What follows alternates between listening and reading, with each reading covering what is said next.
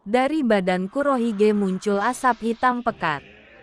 Asap hitam itu langsung memenuhi lantai Marineford. Shirohige langsung bersiap dengan gura-gura miliknya. Namun dengan yami-yami miliknya serangan dari Shirohige dapat dinetralkan dengan sangat mudah. Gura-gura miliknya pun sudah menanti di kepalanya Kurohige. Ledakan yang sangat besar pun terjadi. Kepulan asap juga membumbung tinggi. Ia memerintahkan para anak buahnya untuk menghabisi Shirohige. Dan wus, seketika itu juga para anak buah Teach langsung memberondong tembakan secara brutal. Tiba-tiba Shirohige berkata kalau One Piece itu benar adanya. Teach makin bersemangat. Selamat datang di channel yang akan membuat ringkasan tentang episode anime. Jangan lupa subscribe, like, dan share. Tanpa berlama-lama lagi mari kita mulai videonya. Episode kali ini dibuka dengan kemunculan bajak laut Kurohige dengan kekuatan baru miliknya. Sengoku murka terhadap Shiryu karena telah meninggalkan penjara Impel Down. Shiryu hanya tersenyum melihat Sengoku yang sedang mengoceh. Kurohige menjawab kalau Shiryu sekarang sudah bergabung menjadi krunya. Kurohige juga sudah tidak memerlukan gelar Shichibukai lagi. Shirohige yang sangat marah berniat menghabisi bajak laut Kurohige seorang diri. Pukulan gura-gura dengan skala penghancur pun mengarah ke Blackbeard. Marineford pun makin porak-poranda akibat pukulan gura-gura. Namun anehnya para bajak laut Kurohige bisa selamat tanpa luka sedikit pun. Shirohige sangat membenci Teach karena saat berada di kapal ia telah membunuh temannya sendiri. Marco langsung berubah menjadi burung phoenix dan ingin menghampiri Shirohige. Namun aksinya langsung di-stop. Seluruh putranya dilarang untuk ikut campur urusannya. Dari badan Kurohige muncul asap hitam pekat. Asap hitam itu langsung memenuhi lantai Marineford. Ternyata buah setan milik Kurohige itu bernama Yami-Yami no Mi atau bisa diartikan sebagai kegelapan.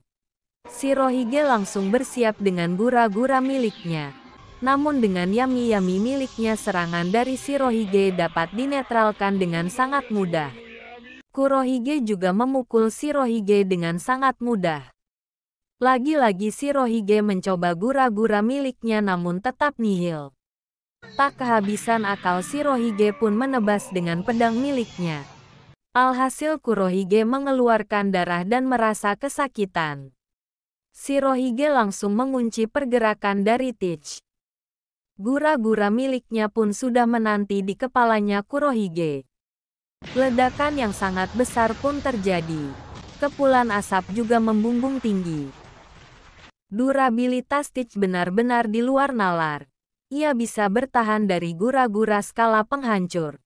Darah segar milik Shirohige mulai mengucur deras.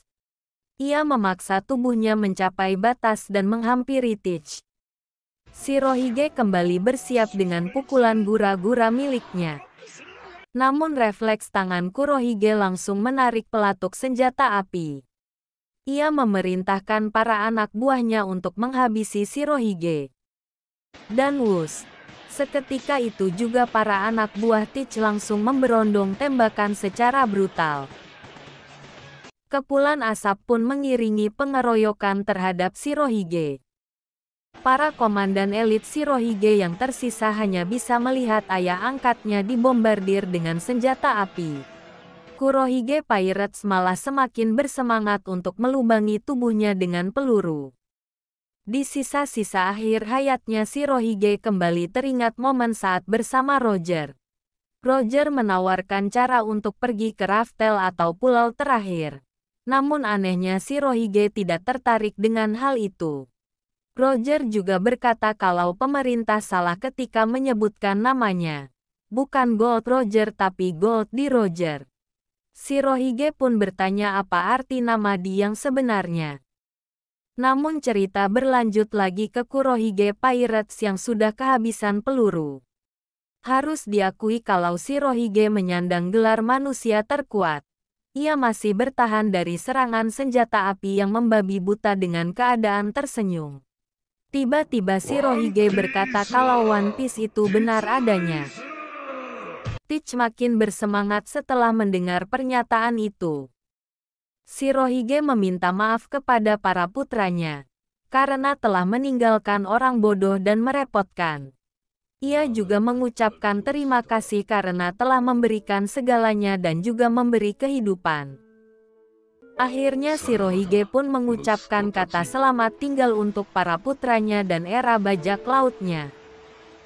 Komandan Divisi Pertama Marco pun tak kuasa menahan air matanya. Begitupun juga dengan para komandan yang lain. Shirohige mati dalam keadaan berdiri tegak. Jumlah luka yang diterima dalam peperangan adalah 267 tusukan pedang dan 152 luka tembakan yang ia derita, lalu 46 luka tembakan meriam.